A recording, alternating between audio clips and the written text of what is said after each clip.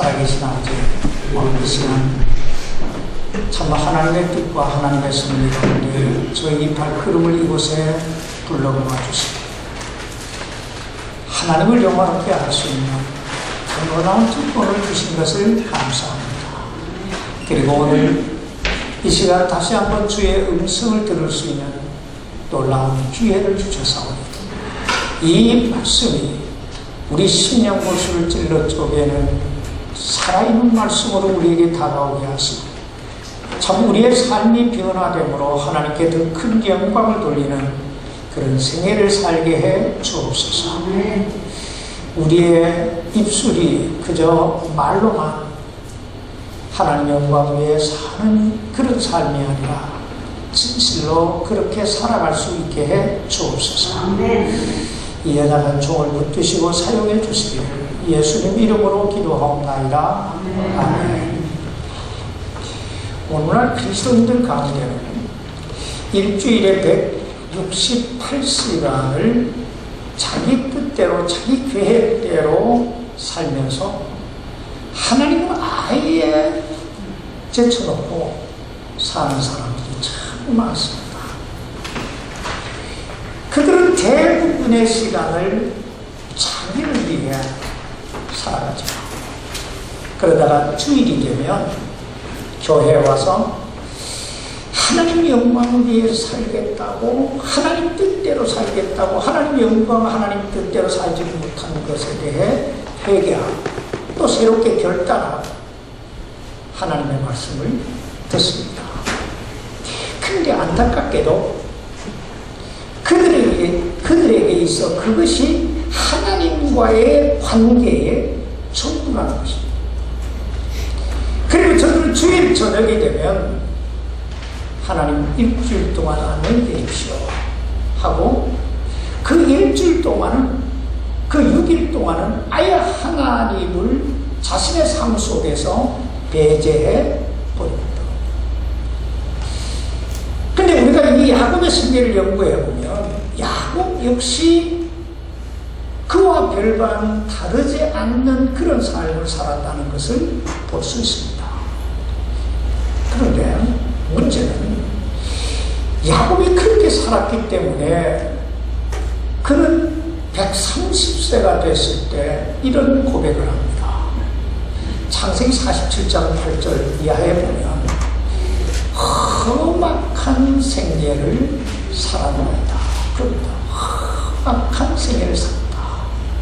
그런데 우리들이 주의해봐야 할 것은 그가 험악한 생애를 살았다고 해서 그것이 반드시 실패를 의미하는 것은 아니라는 거예요.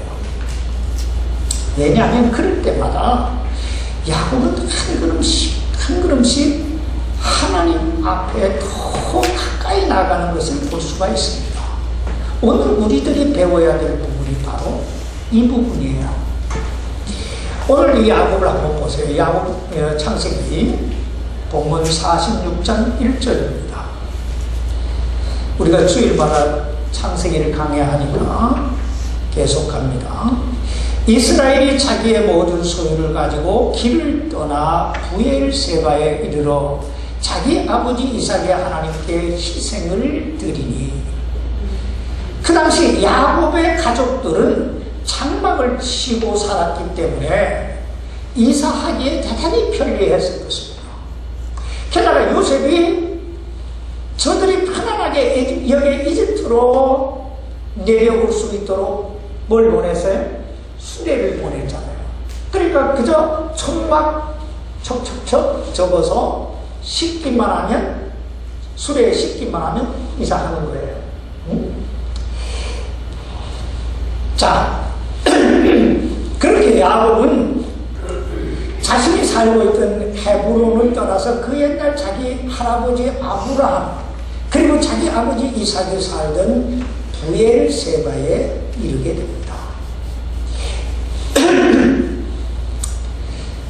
그리고 이제 이 부엘세바를 지나고 나면 이집트를 향하는 사막길로 접어들게 되는데 야곱이 바로 이 부엘세바에서 하나님 앞에 희생물 제사를 드렸다는 것입니다. 우리가 주목해 봐야 할 것은 야곱이 하나님 앞에 희생물을 드렸다고 할 때 영어 성경에 보면 이게 복수로 되어 있어요. 그러니까 야곱이 한 번만 제사를 드리는 것이 아니라 여러 번 제사를 드렸다. 구약 성경에 보면 세 가지 대단히 중요한 제사가 나오는데 첫 번째 제사는 속죄 제사입니다. 이 속죄 제사는 짐승의 머리에 손을 얹고 자신의 죄를 하나님 앞에 고백하는 거예요. 그리함으로 그 자신의 죄가 짐승에게 전가가 되고, 그리고 전가된 이 짐승을 잡아서 하나님 앞에 드림으로 자신의 죄를 속죄받는, 이게 속죄제예요. 왜냐하면 죄는 우리와 하나님과의 관계를 단절시켜 놓습니다. 이처럼 구약시대에는 이 단절된 하나님과의 관계가 단절된 이 관계를 회복하기 위해 항상 속죄제를 드렸어요. 그렇다면 오늘날 이 신약시대에는, 신약시대를 사는 우리는 어떻게 하나님과의 관계를 회복할 수 있을까요? 요한복음 1장 29절에 보면 침례 요한이 예수님께서 자신에게 오시는 것을 보고 이렇게 고백합니다. 보라, 세상 죄를 지고 가는 하나님의 뭐예요? 어린 양이로다. 자, 예수 그리스도가 나의 죄를 짊어지고 가는 구약시대로 비유하면 어린 양이 되신다 이 말이에요. 그래서 예수님은 하나님의 아들 예수 그리스도께서 갈보리 십자가에서 나의 죄를 위하여 피 흘려 죽으심으로 우리의 죄가 속죄함을 받아서 누구든지 누구 이름으로, 예수 이름으로 하나님 앞에 나아갈 수 있는 길이 열렸다 하는 거예요. 그러니까 구약시대에는 짐승을 잡아서 속죄제를 늘 드려야 했지만 신약시대에는 예수 그리스도께서 단번에 우리의 죄를 속죄해 주신 줄 믿습니다. 아멘. 그래서 두 번 제사가 필요 없는 거예요. 두 번째 중요한 제사는 번제인데요. 이 번제는 자신을 하나님 앞에 드리는 헌신을 의미합니다. 그래서 자신의 모든 삶을 하나님께 드림으로 이제부터 내가 하나님 뜻대로 하나님 영광을 위해서 살겠습니다 하고 자신을 하나님 앞에 드리는 것, 이것이 번제예요. 그리고 세 번째 중요한 제사가 있는데 이 제사는 화목제입니다. 이 화목제는 짐승을 잡아서 기름진 부분은 태워서 하나님께 드리고, 그리고 살은 자신이 먹는 거예요. 이게 어떤 의미를 가지고 있냐면 하나님과 한 상에 둘러서 함께 식사하다, 음식을 나누다 하는 의미예요. 그러니까 하나님과의 교제를 의미하고 하나님과의 동행을 의미하는 것이 화목제예요. 이와 같이 오늘 이 야곱이 브엘세바에서 하나님 앞에 희생물을 드렸다고 할 때 보편적으로 이 세 가지 제사를 드렸을 가능성이 높다 하는 거예요. 그는 자신이 그동안 하나님 멀리하고 하나님 뜻대로 살지 못한 그 부분에 대해서 속죄제를 드리고, 그리고 자신의 감정에 의해서 야, 여기 요셉이 살아있다고 하는 말을 듣고 야곱이 한 번도 기도하지 아니하고 내가 올라가서 요셉을 보리라 그러면서 떠나잖아요. 그러니까 급하게 자기의 감정대로 길을 떠났지만은 막상 할아버지, 아버지가 살던 이 브엘세바에 이르게 됐을 때 하나님께 내가 물어봐야 되겠다. 하나님 뜻이 어디 있는가? 그래서 번제를 드리는 거예요. 내가 이제부터 하나님 뜻대로 살겠습니다. 그리고 세 번째 화목제를 드림으로 이제부터는 하나님과 동행하며 살겠습니다 하고 자신을 드립니다. 야곱은 바로 이 세 가지 제사를 브엘세바에서 드렸을 때 그에게 하나님의 음성이 들려옵니다. 2절 보세요. 하나님께서 밤의 환상 속에서 이스라엘에게 말씀하여 이르시되 야곱아 야곱아 하시므로 그가 이르시되 내가 여기 있나이다 하며, 야곱이 하나님 앞에 제사를 드렸을 때 하나님께서 밤의 환상 중에 그에게 나타나셔서 그를 부르십니다. 그런데 뭐라고 부르세요? 야곱아 야곱아. 여러분, 하나님께서 35년 전에 야곱에게 새로운 이름을 주셨죠. 그 새로운 이름이 뭐예요? 이스라엘이에요. 근데 왜 하나님께서는 새 이름 이스라엘이라 부르지 아니하시고 야곱이라 불렀을까요? 그것은 아직까지도 야곱이 새 이름대로 살지 못합니다. 하나님 뜻대 하나님의 지배를 받는 삶, 이게 이스라엘이에요.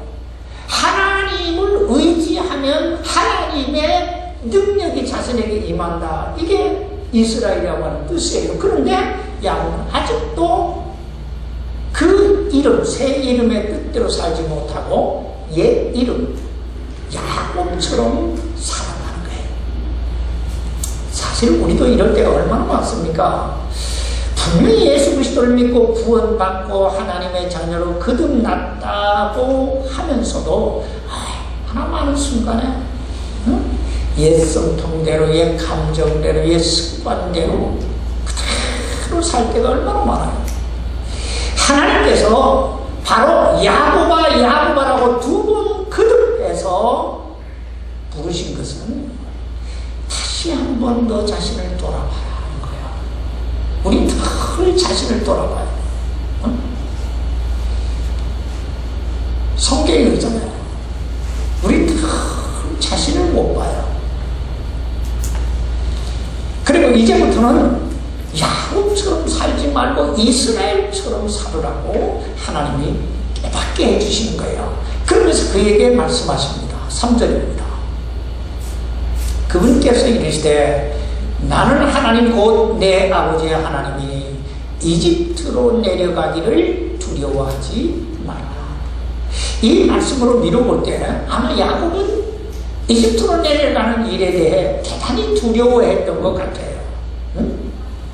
아마 할아버지 옛날 그 아브라함이 여기 애굽에 내려가 이집트에 내려가서 당했던 여러 가지 일들이 기억이 났을지도 몰라요. 그런데 하나님이 두려워하지 말라고 말씀하십니다. 그러면서 하나님께서 야곱에게 하나의 약속을 주세요. 여기 3절 하반절 보세요. 내가 거기에서 너로부터 어떻게 해요? 큰 민족을 만들리라. 여러분, 누가 이집트에서 야곱으로부터 큰 민족을 만드신다고 말씀하고 있습니까? 하나님이에요. 야곱이 아니에요. 우리 인생을 살면서 이 사실을 가슴 속에 새겨야 돼요. 내 인생이니까 내가 만들어가는 것 같이 보이지만은 실상 내 인생도 하나님이 만들어 가셔야,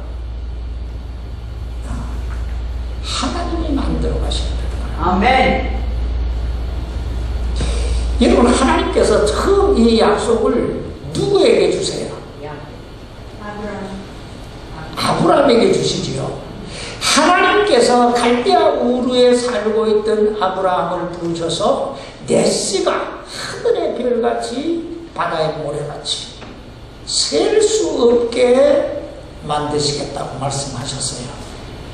물론 이 약속은 믿음이 없이는 절대로 받아들일 수 없는 약속이었어요. 왜냐하면 하나님께서 이 아브라함에게 이 약속을 주셨을 때 아브라함은 이미 나이 많아 늙었고, 그리고 그에게는 자식이 없었어요. 자식이 없었어요. 그러나 하나님은, 여기 아브라함은 자신의 눈에 보이는 현실이 아니라 눈에 보이지 않는 하나님을 믿은 거예요. 믿음이라는 게 바로 이런 거예요. 눈에 보이는 현실이 아니라 하나님의 말씀을 믿는 거예요. 그리고 그 믿음은 결국 25년이 지난 뒤에 기적적으로 아브라함과 사라에게서 누가 태어나요? 이삭이 태어나면서 하나의 조그마한 어떤 불씨가 생기기 시작한 거예요. 그리고 하나님은 이 약속을 또 누구에게 주세요? 아브라함의 아들 이삭에게 주시지요. 자, 그리고 이삭에게도 20년이 지난 후에, 결혼한 지 20년이 지난 후에 겨우 쌍둥이 아들이 태어나요. 누구예요? 에서와 야곱이지요. 그 중에 하나님의 선택을 받은 사람이 누구예요? 야곱이에요. 그리고 하나님께서 또 그 약속을 야곱에게 주세요. 그리고 야곱은 몇 명의 아들을 낳습니까? 12명의 아들을 낳습니다. 조금 후에 우리가 자세히 보겠지만은 야곱이 에집트로 내려갈 때 그의 나이는 130세 정도였고, 그리고 그의 자손은 70명이었습니다. 그렇다면 과연 하나님은 이 약속을 이루셨을까요? 이 시간 잠깐 출애굽기를 보세요. 출애굽기 1장 7절입니다. 몇 장만 넘기면 되지요? 출애굽기 1장 7절 말씀 보시기 바랍니다. 다 같이 읽읍시다. 시작. 이스라엘의 자손이, 다시 할까요? 찾았습니까? 창세기에서 몇 장만 넘기면 1장이에요. 이스라엘의 시작. 이스라엘의 자손이 다산하고 풍성하게 불어나 번성하며 심히 강하게 되어 그 땅이 그들로 어떻게 해요? 가득하게 되었다. 여러분, 이스라엘 백성들이 어떻게 됐다고요? 다산하고. 처음 하나님께서 아브라함에게 내가 너로 큰 민족을 이루게 하리라 하셨을 때만 해도 불가능하게 보이는 거였어요. 그런데 지금 어때요? 이집트 땅에서 이스라엘 자손은 그야말로 무섭게 증가하고 있었어요. 오죽했으면 그 이집트의 바로 왕이 저들을 두려워해서 남자아이가 태어나면 다 어떻게 하라고요? 죽이라고 했겠어요. 그만큼 저들이 막 기하급수적으로 막 불어났다는 거예요. 이와 같이 하나님의 약속은 반드시 이루어지는 줄 믿습니다. 그러면서 하나님께서 야곱에게 또 하나의 약속을 주세요. 4절입니다. 창세기 46장 4절로 다시 갔죠. 내가 너와 함께 이집트로 내려가고 또 반드시 너를 다시 데리고 올라오리라. 또 요셉이 그의 손으로 내 눈을 감기리라 하셨다. 여러분, 이 얼마나 놀라운 축복입니까? 이 놀라운 약속이지요. 내가 너와 함께 이집트로 내려가고 또 반드시 너를 다시 데리고 올라오리라. 이걸 한마디로 딱 요약하면 어떤 거예요? 항상 함께 하겠다는 거잖아요. 항상. 그러니까 네가 어디에 가든, 네가 무엇을 하든, 네가 죽든 살든 내가 너와 항상 함께 하겠다. 또 요셉이 그의 손으로 내 눈을 감기랴. 무슨 말입니까? 너가 이제 마지막 임종은 너가 가장 사랑하는 아들의 품에서 죽게 될 것이다. 창세기 50장에 보면요, 야곱이 죽어요. 그리고 참 요셉의 품에서 죽습니다. 그런데 그 장례를 보면요, 70일 동안, 70일은 얼마예요? 70일 동안 에집트 사람들이 야곱을 위해서 애굽을 해요.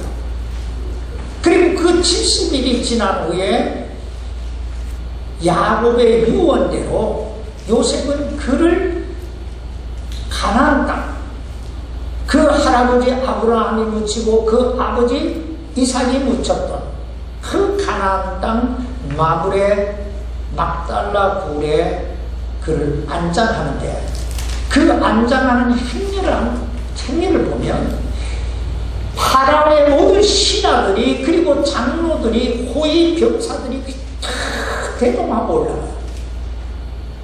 그리고 야곱의 그 자손들은 두말할 나위도 없지요. 참 약속의 성취예요. 그리고 놀라운 참 축복, 이보다 더 큰 축복이 어디 있겠어요. 그런데 우리에게는 이보다 큰 놀라운 약속이 있는 줄 믿습니다. 요한복음 14장 1절로 3절까지 말씀을 보면 예수님께서 제자들에게 이렇게 말씀하세요.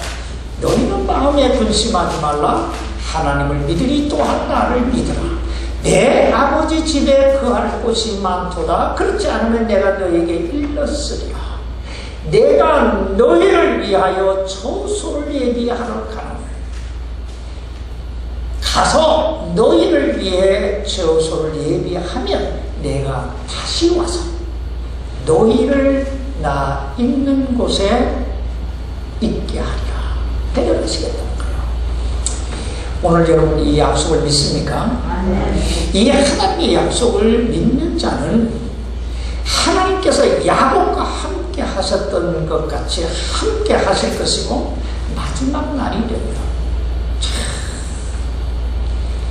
야곱을 다시 약속의 땅으로 데리고 오신 것 같이 우리를 그 약속의 땅, 새하늘로서 땅, 영원한 천국으로 인도해 주실 줄 믿습니다. 아멘. 이 약속의 말씀을 꽉 붙들고 계속 야곱의 행적을 가보십시다. 여기 창세기 46장 5절로 7절입니다. 야곱이 일어나서 부엘세바를 떠나니 이스라엘의 아들들이 파라오가 그를 데려오려고 보낸 수레들에 자기들의 아버지 야곱과 자기들의 어린 것들과 아내들을 태웠더라. 야곱과 그에 함께한 그의 모든 씨가 자기들의 가축과 가나안 땅에서 얻은 재물을 취하여 이집트로 갔으니 곧 그가 자기 아들들과 자기와 함께한 손자들과 딸들과 손녀들 곧 자기의 모든 씨를 데리고 이집트로 갔더라.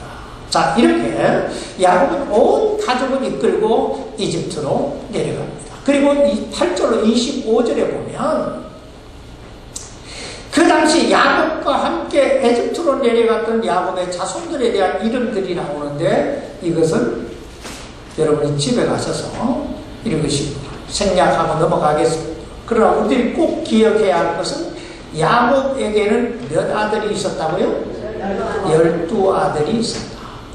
그 당시 야곱은 4명의 아내가 있었죠. 야곱에게는 첫 번째 아내는 레아예요. 레아는 루벤과 시므온과 레위와 유다와 이사갈과 그리고 스불론을 낳습니다. 그러니까 6아들을 낳아요.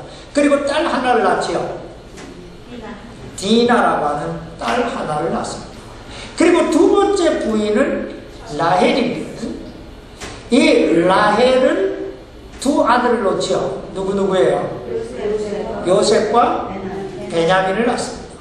그리고 레아의 몸종이었던 실바는 야곱에게서 갓과 아셀이라고 하는 아들을 낳고, 그리고 라헬의 몸종이었던 비라는 야곱에게서 단과 납달리를 낳습니다. 그래서 야곱의 아들은 총 12명이에요. 이제 창세기 46장 26절로 27절 말씀으로 넘어가 보십시다. 야곱의 허리에서 나와 그와 함께 이집트에 이른 모든 혼, 곧 야곱의 아들들의 아내들 외에 모든 혼이 66이더라. 이집트에서 요셉에게 태어난 아들들은 2혼이었으며 야곱의 집의 모든 혼, 곧 이집트에 이른 혼은 70혼이었더라. 자, 그 당시 여자를 제외한 야곱의 씨가 에집트로 내려갈 때 몇 명이었다고요? 어떤 사람들은 70명이 어떻게 400년이 지난 뒤에 400만이라고 하는 엄청난 숫자로 늘어날 수 있었는가 의구심을 갖는 분들이 있어요. 그런데 야곱이 결혼해서 이집트로 내려갈 때까지 야곱의 족속이 몇 명이에요? 70명이죠. 그 늘어난 연수대로 계산을 해보면 연간 6%의 성장률이 있었어요. 그러니까 6% 정도 성장했다는 거예요. 자, 그러니까 70명이 된 거예요. 근데 만약에 100명의 인구가 연간 5%의 성장을 이루게 되면 225년이 지나면 누가 이 계산을 참 열심히 해요. 225년이 지나면 200만 명이 넘어간대요. 그런데 70명이 430년을 계속 아이를 낳았으니까 400만 명이 훨씬 넘었을 가능성이 높다는 게 성경학자들의 이야기예요. 물론 정확한 것은 성경에 없어요. 그러나 분명한 건 저들이 출애굽할 때 애굽에서 이집트에서 나올 때 싸울 수 있는 장정만 몇 명이었어요?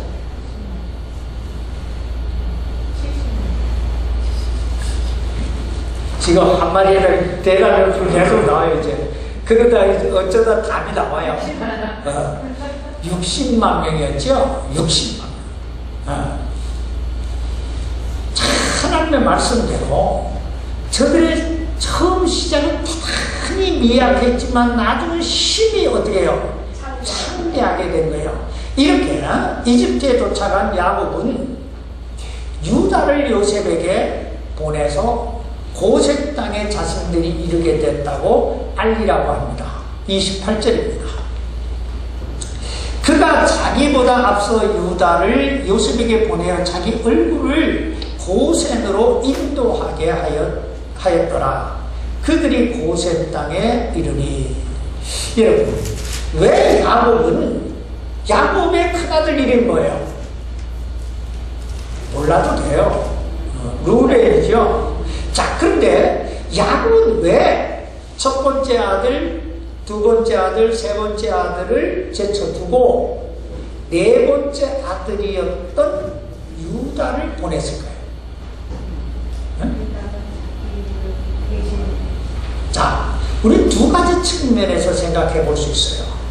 첫 번째는, 첫 번째 아들 루벤은 야곱의 첩이었던 비라를 건드렸죠. 그래서 범죄한 거예요. 두 번째 아들, 세 번째 아들, 이들은 세겜에서 무자비한 살인을 행하죠. 그래서 저들이 제외됐다고 보는 게 합당해요. 두 번째는 유다는 비록 요셉을 은 20냥에 팔자고 제안을 했던 사람이에요. 그러나 후일에 그 일에 대해서 철저하게 회개했어요. 그걸 막내 동생, 그러니까 저들의 막내 동생이 누구예요? 베냐민이죠. 요셉이 저들을 시험하기에 베냐민을 종으로 삼겠다고 할 때 누가 나서서? 유다가 나서서 내가 베냐민을 대신하여 내가 노예가 되겠습니다 했던 사람이 유다예요. 응? 그러므로 이런 말이 있습니다. 하나님이 의인을 쓰시는 것이 아니라 하나님이 쓰시는 사람은 회개한 죄인이다. 어떤 듣기에는 이해하기 참 어려운 말 같지만은 사실 이게 성경적인 얘기예요. 성경이 뭐라고 얘기합니까? 의인은 없나니 하나도 없습니다. 하나님께서 의인을 쓰시기 원해요. 그런데 이 세상에는 의인이 뭐예요? 하나도 없어요. 그래서 하나님은 철저히 회개한 죄인을 쓰시는 거예요. 응? 죄가 있어서 하나님 앞에 쓰임을 받지 못하는 게 아니라 뭐 하지 못하기 때문에 회개하지 못합니다. 그때부터 유다가 그 집에 여기에 중심이 됩니다. 그리고 후일에 아브라함의 계보를 이어가는 사람이 누구예요? 유다예요. 그리고 여기에 나오는 이 고센 땅은 나일강에 이렇게 나일강, 제가 에집트에 가보니까 나일강이 참 너무너무 좋은 강이에요. 그 삼각주에 딱 자리 잡고 있는 땅이 고센 땅인데 가장 안전하고 기름진 곳이 고센 땅이에요. 이제 저들은 이 안전하고 기름진 땅에서 하나님의 약속대로 민족적 번영을 이루게 될 것입니다. 바로 그 고센 땅에 자기 아버지 야곱이 왔다는 이야기를 듣고 요셉이 이제 부랴부랴 아버지를 만나기 위해 병거를 준비하고 떠납니다. 29절입니다. 요셉이 자기의 병거를 예비하고 고센으로 올라가서 자기 아버지 이스라엘을 맞이하며 그에게 자기를 보이고 그의 목을 껴안으며 그의 목에 기대어 얼마 동안 울며. 여러분, 이 얼마나 감격적인 순간이었겠어요. 22년 동안 죽은 줄만 알았던 사람들이에요. 근데 저들이 상봉을 하고 만난 거예요. 그 감정을, 그 요셉의, 그때 그 아버지를 만난 요셉의 감정을 한마디로 이렇게 표현해요. 그의 목에 기대어 얼마 동안 울며. 그러니까 얼마 동안 울었다는 건 잠깐 울고 말았다는 게 아니에요. 참 울었다는 게 얼마나 감격에 복받쳤으며. 그때 야곱의 감정을 30절에는 이렇게 표현해요. 이스라엘이 요셉에게 이르되 내가 지금까지 살아있고 내가 내 얼굴을 보았으니 내가 지금 죽어도 뭐예요? 이걸 한마디로 말하면 뭐라고 해요? 지금 죽어도 뭐가 없다? 여한이 없다. 여한이 없다. 여러분 얼마나 진짜 얼마나 기쁘고 얼마나 좋았으면 이런 표현을 했겠어요. 사실 야곱은 요셉을 잃어버리고 나서 내 인생은 되는 게 없다고 말한 사람이에요. 내 인생은 왜 이렇게 꼬여갈까? 여러분, 왜 야곱은 자기 인생을 이렇게 저주했을까요? 왜 저주했을까요? 한마디로 몰랐기 때문이에요. 하나님께서 요셉을 애굽의 총리로 세우시고 하나님께서 그 요셉을 통하여 기근으로 죽을 수밖에 없는 자기 가족을 살리시기 위해, 그리고 고센 땅으로 인도하셔서 민족적 번영을 이루게 하시기 위해 하나님이 이 일을 하셨다는 사실을 누가 몰랐기 때문에? 요셉이 야곱이 몰랐기 때문에. 그 사실을 몰랐기 때문에 원망한 거예요. 자기 인생을 저주한 거예요. 사실 우리도 인생을 살면서 이런 때가 얼마나 많습니까? 좋은 일만 만나도 자기 인생 원망하고 자기 누구 원망하고 저주하고 이러잖아요. 근데 시간 지나고 나면 그 일이 하나님께서 다 합력의 선을 이루시기 위해 더 좋은 일, 더 놀라운 일을 만드시기 위한 그 일이었다는 걸 우리는 어느 날 깨닫게 되지요. 그럴 때 우리가 하나님 앞에 죄송하다고 날마다 얘기해야 돼요. 그런데 우리는 어떻게 해요? 당연하다고 생각해요. 근데 우리가 주목해 봐야 할 것은 이때부터 하나님이 다시는 야곱을 야곱이라 부르지 아니하신다는 거예요. 무슨 얘기예요? 무슨 얘기예요? 이 경험을 통해서 야곱이 온전히 하나님을 의지하게 됐다. 하나님 믿게 됐다 이 말이에요. 자, 오늘 우리에게도 이런 믿음의 눈들이 열릴 수 있게 되기를 주의 이름으로 축원합니다. 계속 31절로 34절까지 말씀 보십시오. 같이 읽읍시다. 시작. 요셉이 자기 형제들과 자기 아버지 집에게 이르되 내가 올라가서 파라오에게 보이고 그에게 말하기를 가나안 땅에 있던 내 형제들과 내 아버지 집이 내게로 왔는데 그 사람들은 목자들이니이다.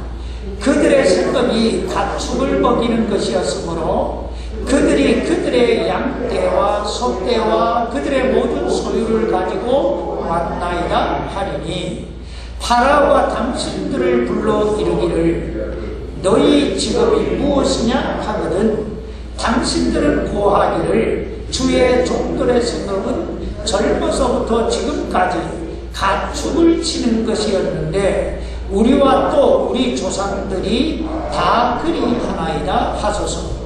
이집트 사람들에게는 모든 목자가 가능한 자이므로 당신들이 고센 땅에 거하게 되리이다 하니라.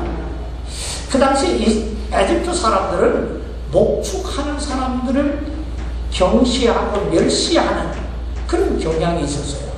우리가 고고하게도 보면요, 저들이 목자들의 그 그림을 그릴 때 아주 더럽고 추악한 그런 그 절름발이 뭐 이런 형태로 그린 것을 보게 돼요. 그만큼 이집트 사람들은 이 목축하는 사람들은 아주 천하게 여겨져요. 자, 그렇다면 요셉은 왜 에집트 사람들이 그렇게 천하게 여기는 그 직업을 자기 형제들에게 그 직업을 가지고 있다고 말하라 했을까요? 네? 여기에 세 가지 놀라운 뜻이 있어요. 첫째는 고센 땅을 차지하기 위해서예요. 자, 무슨 말이냐면 이집트 사람들은 목축하는 사람들 싫어하잖아요. 경시하잖아요. 그러니까 그들이 여기 고센 땅에 딱 산다. 그럴 때 이집트 사람들은 아무도 이 고센 땅을 넘겨다보지 않는 거예요. 오려고도 하지 않는 거예요. 방문도 안 해요. 그러니까 고센 땅은 고스란히 누구 거예요? 이스라엘 사람들 땅이에요. 자, 두 번째는 저들이 그 목축업을 하는 그 이스라엘 사람들과는 상종 자체를 안 해요. 여러분, 미국에도 그런 곳이 많잖아요. 다운타운에 가면 뭐 어떤 사람들 다 떠난다, 어떤 사람이 살고 뭐 이러잖아요. 그러듯이 상종을 안 해요. 에집트 사람들이 아예. 그러다 보니까 뭐가 안 돼요? 섞이지가 않아요. 혼합 결혼이 안 돼요. 그러니까 이스라엘은 자연적으로 민족적 순수한 혈통을 이어갈 수 있게 된 거예요. 자, 세 번째는 순수한 민족적 혈통을 이어갔기 때문에 종교적으로도 이방신에게, 그러니까 미신에게 물들지 않아요. 오직 하나님만 섬기는 신앙을 유지할 수 있었단 말이에요. 그래서 지난주에도 잠깐 말씀드렸듯이 저들은 그 고센 땅에서 아주 누구도 안 오니까 안전하게 계속적인 민족적 성장을 이루고 힘을 기를 수 있었어요. 그리고 혈통적으로도 순수성을 유지할 수 있었고 신앙적으로도 메시아의 계보를 이어갈 수 있었던 거예요. 우리 다음 주에 저들이 고센 땅을 차지하게 될 걸 이제 보게 될 것입니다. 근데 성경에는요, 하나님께서 요셉에게 직접 나타나셨다는 말씀이 한 곳도 없습니다. 자, 오늘 많은 사람들이 하나님 체험하기 원해요. 하나님 경험했으면 좋겠고, 환상을 봤으면 좋겠고, 뭐 기적을 봤으면 좋겠고. 근데 요셉에게는 한 번도 그런 기적이 나타난 적이 없습니다. 그럼에도 불구하고 확실하고 분명한 사실은 하나님께서 요셉 안에서 늘 역사하고 계셨다는 거예요. 그러므로 일주일에 한 번만 하나님 만나지 말고 내 삶 속에서 하나님 만나기를 힘쓰고 애쓰시기를 바랍니다. 그리하면 요셉 안에서 역사하셨던 하나님께서 우리 안에도 충만하게 역사하실 줄 믿습니다. 기도합시다. 살아계신 하나님 아버지, 오늘 참 우리가 말씀을 들으면서 생각이 많습니다. 우리 자신을 돌아볼 수 있는 기회가 되게 하시고 하나님 뜻대로 살아가는 참 그 삶이 무엇인가를 깨닫게 하시고 진실로 믿음으로 사는 삶 되게 해 주옵소서. 당장 눈에 보이는 것, 나타나는 현실 때문에 요동치는 그런 삶, 그런 신앙이 아니라 우리 중심에 하나님이 계시기 때문에, 우리 중심에 하나님이 역사하시기 때문에 그 주님을 따라가는 그런 삶 되게 해주셔서 마지막 날에 참 요셉처럼 하나님 앞에 쓰임받는 저희 생애가 되게 해 주옵소서. 살아계신 예수님 이름으로 기도하옵나이다. 아멘. 이 시간 우리 다 같이 일어나서서 찬송